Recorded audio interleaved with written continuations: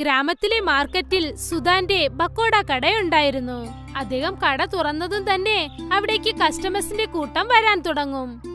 എനിക്ക് ഒരു plate onion pakoda. എനിക്ക് ഉരുളക്കിഴങ്ങ് പക്കോട. സുധാൻ ഒരുപാട് സന്തോഷത്തോടെ ഇരുന്നു. എന്തുകൊണ്ടെന്നാൽ അദ്ദേഹത്തിന്റെ വ്യാപാരം നല്ല രീതിയിൽ പോയിക്കൊണ്ടിരുന്നു. രാവിലെ മുതൽ വൈകുന്നേരം വരെ അദ്ദേഹത്തിന്റെ കടയിൽ കസ്റ്റമേഴ്സിന്റെ കൂട്ടത്തിന് ഒരു കുറവുമില്ലായിരുന്നു. ഇവിടെ നോക്കൂ ചേട്ടാ, എനിക്ക് 2 പ്ലേറ്റ് ഉള്ളി പക്കോടയും പിന്നെ 2 പ്ലേറ്റ് ഉരുളക്കിഴങ്ങ് പക്കോടയും. ഇതാ ചേട്ടാ. എന്റെ ചേട്ടാ, ഞാൻ നിങ്ങളുടെ അടുത്ത് ദിവസം ഈ പക്കോട വാങ്ങുകയല്ലേ, കുറച്ച് പക്കോട ചേർത്തിട്ടു ചേട്ടാ. ചേട്ടാ, ഞാൻ അളവിനേക്കാളും കൂടുതൽ എന്റെ കുടുംബത്തിന് പോലും കൊടുക്കാറില്ല. ചേട്ടൻ വാങ്ങുകയാണ്, വാങ്ങിച്ചോ, ഇല്ലെങ്കിൽ വിട്ടേക്ക്. ശരി ശരി, തന്നേക്ക്. സുധാൻജിയുടെ കുടുംബത്തിൽ അദ്ദേഹത്തിന്റെ ഭാര്യ സുധയുണ്ടായിരുന്നു. എത്തിയോ? ഞാൻ നിങ്ങൾക്ക് വേണ്ടി കാത്തിരിക്കായിരുന്നു. കേട്ടോ, എന്റെ അനിയത്തിയുടെ ഭർത്താവ് അവൾക്കൊരു നെക്ലസ് വാങ്ങിക്കൊടുത്തത്രേ. പക്ഷെ നിങ്ങളും ഉണ്ടല്ലോ, എനിക്കൊന്നും വാങ്ങി തരില്ല. അങ്ങനെയാണോ? പോയ മാസമല്ലേ നിനക്ക് ഞാൻ പുതിയ സാരി വാങ്ങി തന്നത്?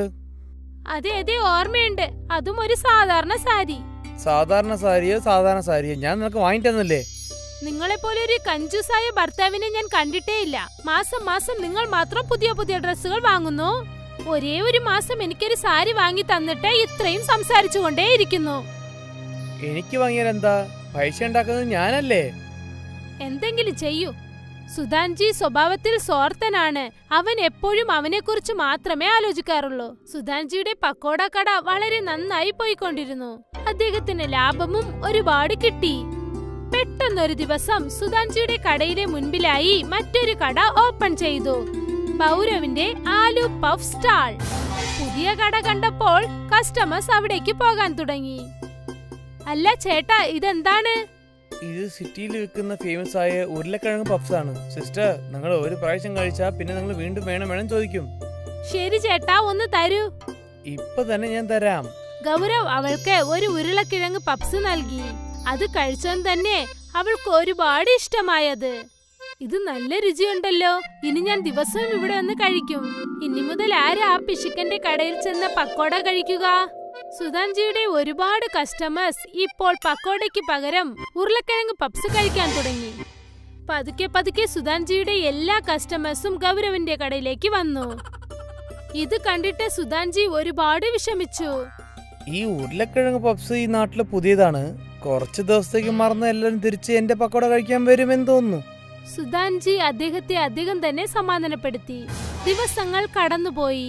പക്ഷേ ഗൗരവിന്റെ ഉരുളക്കിഴങ്ങ് പപ്സ് വളരെ നന്നായിരുന്നു. അതുകൊണ്ട് ആ കസ്റ്റമേഴ്സ് ഒക്കെ വീണ്ടും അദ്ദേഹത്തിന്റെ കടയിലേക്ക് തന്നെ പോയി. ഈ ഉരുളക്കിഴങ്ങ് പപ്സുകാരൻ എന്റെ വ്യാപാരം തന്നെ നശിപ്പിച്ചല്ലോ. ഇവൻ എവിടുന്നാണ് വന്നത്? ഇവന് വന്നിട്ടില്ലെങ്കിൽ എന്റെ വ്യാപാരം നന്നായിട്ട് പോയേനെ. സുധാൻജി ആലോചിക്കാൻ തുടങ്ങി എങ്ങനെ ആ ഗൗരവിനെ അവിടെ നിന്നും തുരത്താമെന്ന്. ഗൗരവ് വളരെ സന്തോഷത്തോടെ ആയിരുന്നു. അവന്റെ വ്യാപാരം നല്ല രീതിയിൽ പോയതുകൊണ്ട്. എന്റെ രാമാ, നിനക്ക് വളരെ നന്ദിയുണ്ട്. എന്റെ പ്രശ്നങ്ങളൊക്കെ നീ തീർത്തു വെച്ചല്ലോ ദൈവമേ. ഗൗരവ് സ്വഭാവത്തിൽ വളരെ ദയാശീലമുള്ളവനാണ്. ആരെങ്കിലും കഷ്ടപ്പെടുന്നവരെ കണ്ടാൽ അവൻ അവന്റെ കടയിൽ നിന്നും ആലു പപ്സ് അവർക്ക് നൽകും. അവന്റെ പ്രവൃത്തികളൊക്കെ സുധാൻജി ദൂരെ നിന്നും ശ്രദ്ധിച്ചുകൊണ്ടേയിരുന്നു. ഇവൻ വളരെ നല്ലവനായിട്ടുണ്ടല്ലോ. ഇവനെ വളരെ എളുപ്പം തന്നെ ഒരു വിഡ്ഢിയാക്കാൻ പറ്റും. അതിനു മുമ്പ് ഞാൻ അവന്റെ ഒരു സുഹൃത്തായിരിക്കണം. ഇത് ആലോചിച്ചിട്ട് സുധാൻജി പതുക്കെ പതുക്കെ ഗൗരവിനോട് ചെന്ന് സംസാരിക്കാൻ തുടങ്ങി. എന്താ ചേട്ടാ, എങ്ങനെ പോകുന്നുണ്ട്? നന്നായിട്ട് പോകുന്നുണ്ട്. നിങ്ങൾ പറയൂ. നിങ്ങളുടെ ഉരുളക്കിഴങ്ങ് പഫ് വളരെ രുചിയുണ്ടെന്ന് ഞാൻ കേട്ടിട്ടുണ്ട്. ഞങ്ങൾക്കും കഴിക്കാൻ തന്നൂടെ? ദോ ഇപ്പൊ തന്നെ തരാം. ഗൗരവ് സുധാജിക്ക് ഒരു പപ്സ് കൊടുത്തു. അത് സുധാൻജി കഴിച്ചു നോക്കി. എന്റെ അമ്മോ, ഇത് നല്ല രുചിയുണ്ടല്ലോ. അങ്ങനെ തന്നെ ഒരു പുതിയ ഐറ്റം കഴിച്ചോണ്ട് നല്ല രുചിയുണ്ട്. നിങ്ങൾക്ക് ഇഷ്ടമായല്ലോ? എനിക്ക് അത് മതി. ഈ ഐറ്റം ഒക്കെ നിങ്ങൾ ഒരു വലിയ കട തുറന്നാണ് ചെയ്യേണ്ടത്. എന്റെ ആഗ്രഹം അത് തന്നെയാണ്. പക്ഷേ വലിയ കട തുറക്കാൻ വേണ്ടിയുള്ള കാശ് എന്റെ അടുത്തില്ല. ഞാനും അതുപോലെ കട തുറക്കണം എന്ന് ആഗ്രഹിക്കുന്നുണ്ട്. അങ്ങനെ നിങ്ങൾക്ക് ആഗ്രഹം ഉണ്ടെങ്കിൽ നമുക്ക് ചേർന്ന് തന്നെ കട തുറക്കാം. 2 കൗണ്ടർ ഉണ്ടാവും.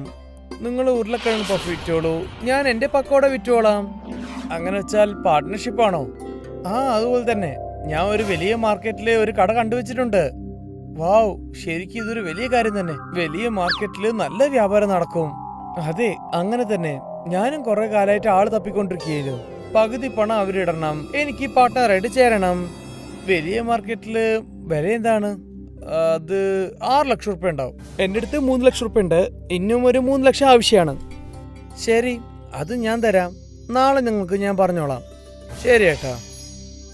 സുധാൻജി ഗൗരവിനെ അദ്ദേഹത്തിന്റെ വലയിൽ വീഴ്ത്തി. ഗൗരവ് വീട്ടിലേക്ക് ചെന്ന് നടന്ന സംഭവങ്ങളൊക്കെ തന്റെ ഭാര്യ ലതയോട് പറഞ്ഞു. ഇത് വളരെ നല്ല കാര്യമാണ്. എൻ്റെ അടുത്ത് 1.5 ലക്ഷം റുപ്യ ഉള്ളൂ. ബാക്കിയുള്ള 1.5 ലക്ഷം റുപ്യക്ക് ഞാൻ എങ്ങോട്ട് പോവാനാ? നിങ്ങൾ ഒന്നുകൊണ്ടും വിഷമിക്കേണ്ട. എന്റെ സ്വർണമൊക്കെ വീട്ടിൽ തന്നെ ഉണ്ടല്ലോ. അതൊക്കെ കൊണ്ട് നമുക്ക് പണയം വെക്കാം. നിങ്ങളുടെ കയ്യിൽ കാശ് വന്നതിന് ശേഷം നമുക്കത് തിരിച്ചെടുക്കാം. ശരി, ഇത് നല്ല ആലോചന തന്നെയാണ്. ഗൗരവ് ലതയുടെ എല്ലാ സ്വർണവും കൊണ്ടുപോയി പണയം വെച്ചു. എന്നിട്ട് അദ്ദേഹം ബാങ്കിൽ ചേർത്ത് വെച്ചിരുന്ന കാശും എടുത്തുകൊണ്ട് വന്നു. ചേട്ടാ, പൈസക്കുള്ള എല്ലാ ഏർപ്പാടും ഞാൻ ചെയ്തു കഴിഞ്ഞു. എന്റെ പൊന്നെ, എന്നാ നാളെ തന്നെ നമുക്ക് മാർക്കറ്റിൽ പോയി സംസാരിക്കാം. എന്താ, ശരിയല്ലേ? ശരി ചേട്ടാ.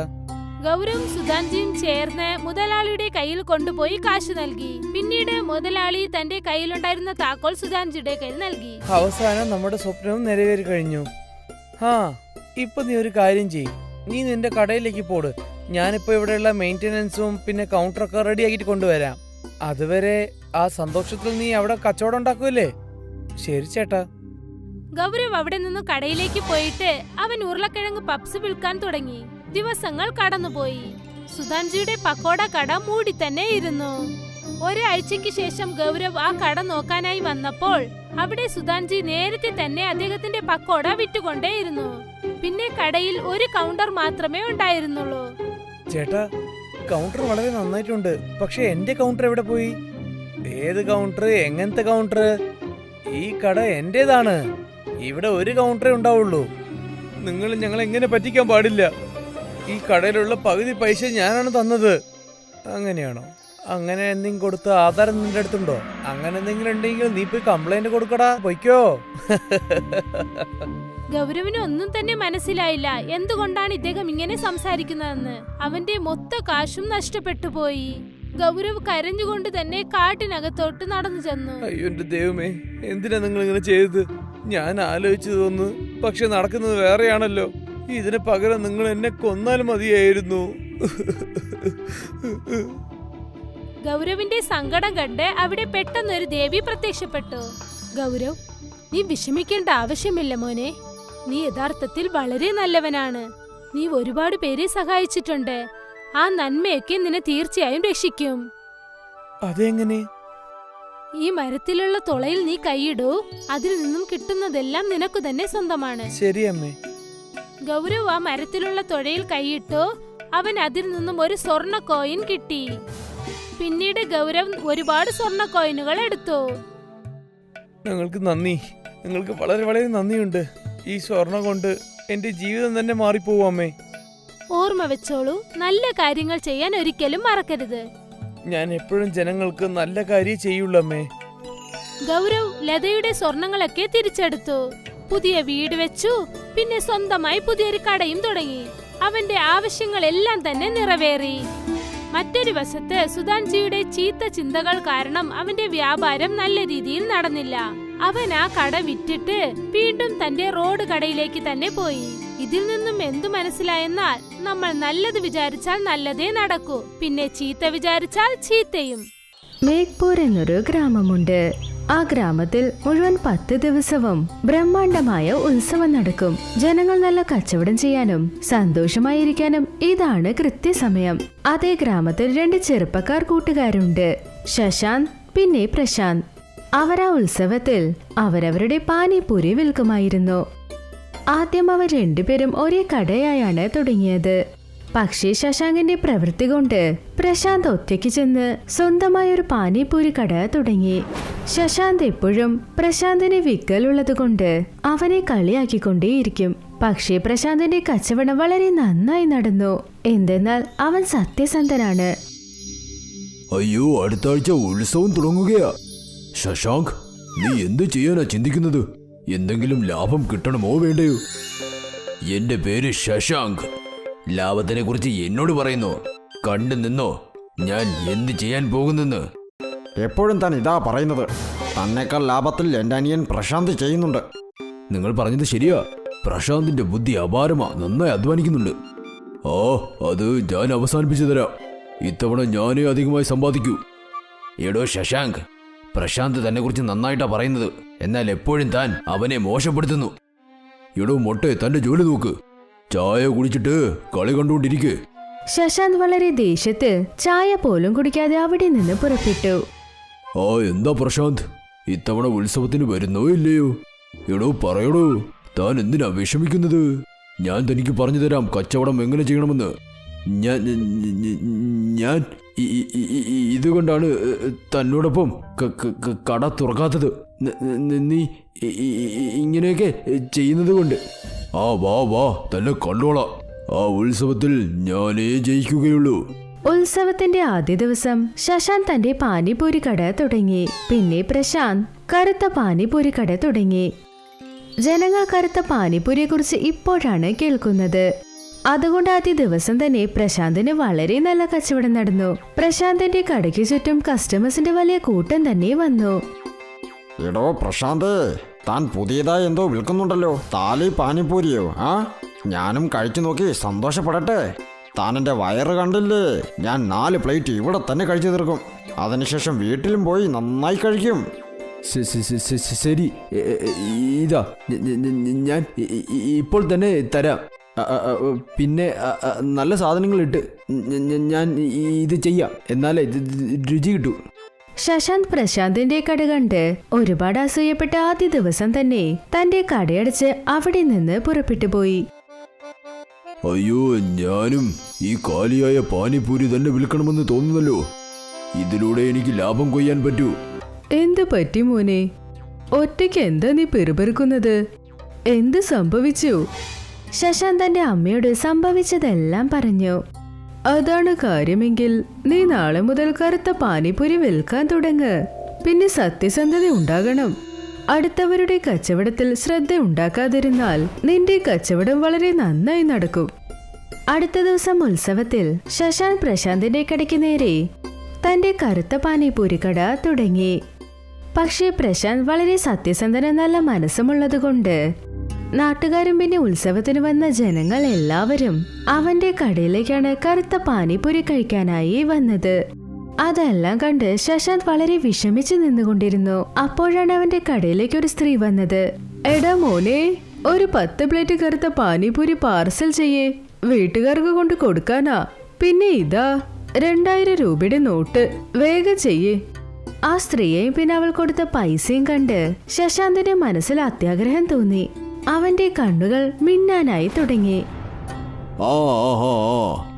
ഞാൻ നിങ്ങളുടെ പാർസൽ തയ്യാറാക്കിക്കൊണ്ടിരിക്കുമ്പോൾ അതുവരെ നിങ്ങളിവിടെ ഇരിക്കൂ.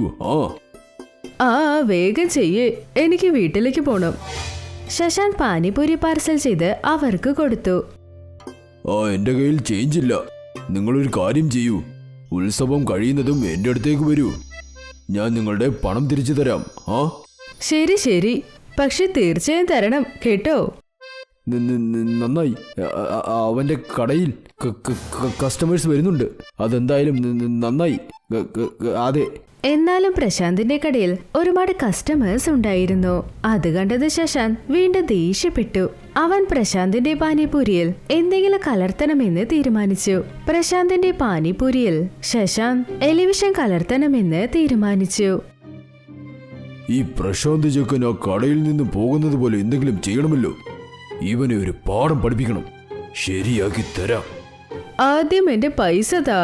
നീ ചില്ലറ വാങ്ങിയോ അതോ ഇല്ലയോ? എന്തു പണം? നിങ്ങൾ ആരാണെന്ന് പോലും എനിക്കറിയില്ല. ആഹാ, ഇന്ന് രാവിലെ നിന്റെ കയ്യിൽ നിന്ന് ഞാൻ പാനിപൂരി വാങ്ങിട്ട് പോയത്. 2000 രൂപ നോട്ട് ഞാൻ തന്നിരുന്നു. എനിക്കെങ്ങും അറിയില്ല. പോയിവിടെ നിന്ന് ടൈം വേസ്റ്റ് ചെയ്യാതെ പൊക്കോ.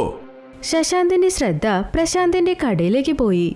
അവൻ തന്റെ കട തുറന്നു വെച്ച് എവിടേക്കോ പോയിരുന്നു. ചേട്ടാ,